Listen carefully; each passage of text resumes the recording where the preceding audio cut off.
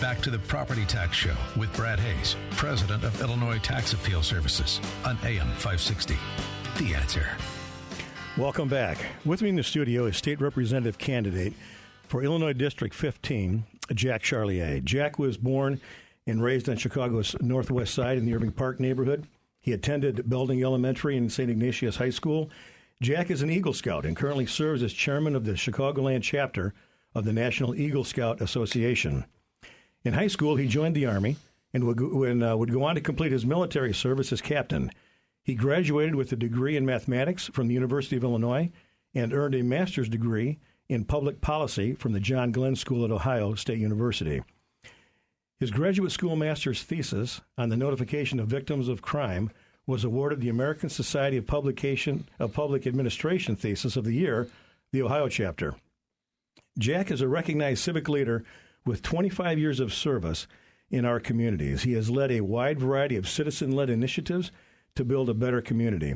To list a few, Jack is the co-founder of FAIR, a citizen-led coalition that successfully worked with citizens, community organizations, and elected officials. Jack founded the Neighborhood Connection Project. He co-founded Lutheran Advocacy Illinois. Jack is chair of Americanism with American Legion Post 134 in Morton Grove. As a union steward, Jack led the fight to improve the safety of our communities all the way to the Illinois State Legislature. He also gained government leadership and fiscal management skills and positions as a district parole supervisor and a deputy chief for the State of Illinois Parole Division.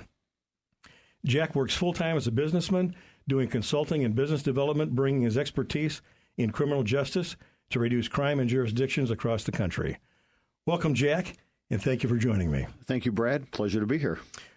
Jack, I always start out by asking, why do you want to become an Illinois state representative? It's a great opening question. I want to become an Illinois representative for state representative in the 15th district for two reasons. One, I want to continue the service that I've done to the community and to my neighbors and to the people of Illinois, as many other people serve in a variety of capacities. So for me, this is kind of like a seamless thread through the background that you just read on me. Second, right here and right now in 2016, especially in the March primaries, very important people vote in these primaries because right now Illinois is at a fiscal precipice, right? Mm-hmm. If we go over this fiscal cliff because of the path that we are going now, I don't know what it's going to look like on that other side, but it's going to be worse than we already are in. So I'm stepping up to provide solutions, to work with others so that we don't go over that fiscal cliff where we are clearly headed being $135 billion in the hole and counting. So as you're working toward those solutions, what is your vision at the outcome? What is the end game? Sure. That's an excellent question, Brad. And I do talk not only about the new path, but also the better future for Illinois.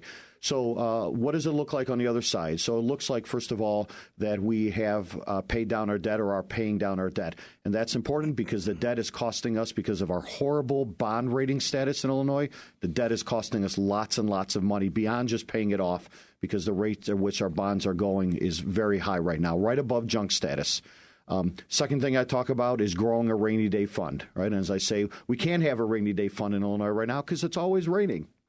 Right. Rebuilding social services, something I've been involved with now for over 10 years. You mentioned Lutheran Advocacy as a co-founder of a statewide social justice movement designed to help improve funding for the poor, the hungry, and the homeless, what I call in my faith background the least of these, rebuilding social services, and then two things very specific to any community. One is an investment in local neighborhood downtowns, local community infrastructure investments so we have good sidewalks, good streets, and good places to shop and eat right where we live. And that's different than investment in, say, just downtown infrastructure, but right where our own shopping districts are, where we live. And finally, an investment in education. That's a big part of what I talk about. Children are our future. It's not a cliche. It's the fact. So tell me about your district, the local neighborhoods. What do they look like? Do they feel any economic pain right now? Are they showing growth, signs of growth? Mm-hmm. Tell us about District 15. Sure. So District 15 is about half suburbs, half northwest side of Chicago, so mostly 39th Ward, 41st Ward.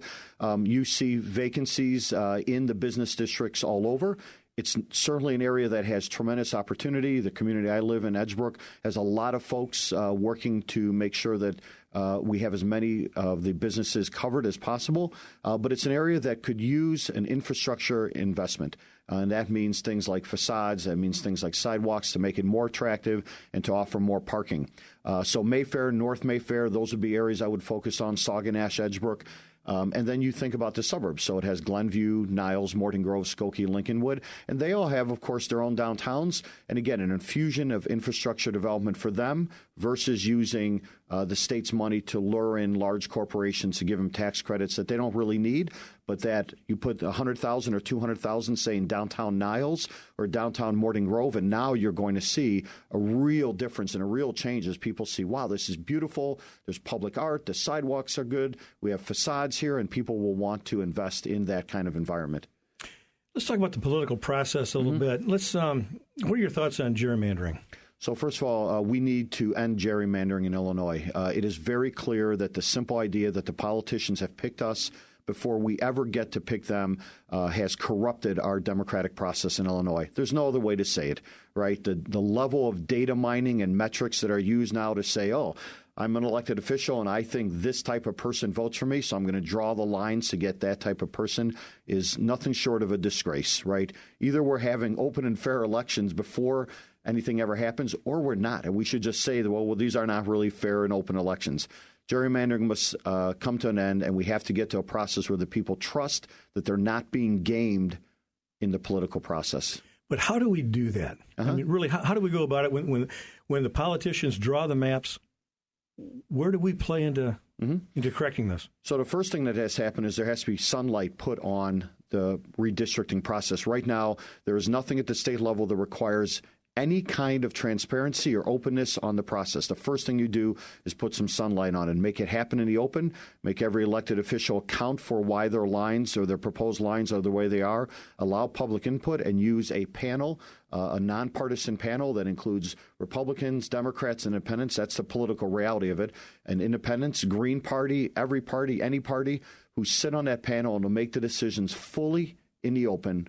And I think that will at least get us down the road of having some trust in the process. We'll see where that takes us, but that has to be the right now. Because right now, Brad, there is no sunlight on it at all. It is done in the dark, and there's not even a requirement for public hearings, even just to hear. There's not even that. That's crazy. Right. How do you feel about pensions for members of the Illinois General Assembly? So I don't think that members of the Illinois General Assembly should get a pension. I will not accept a pension. I've said that since August 1. I will not take a pension when I'm elected state legislator.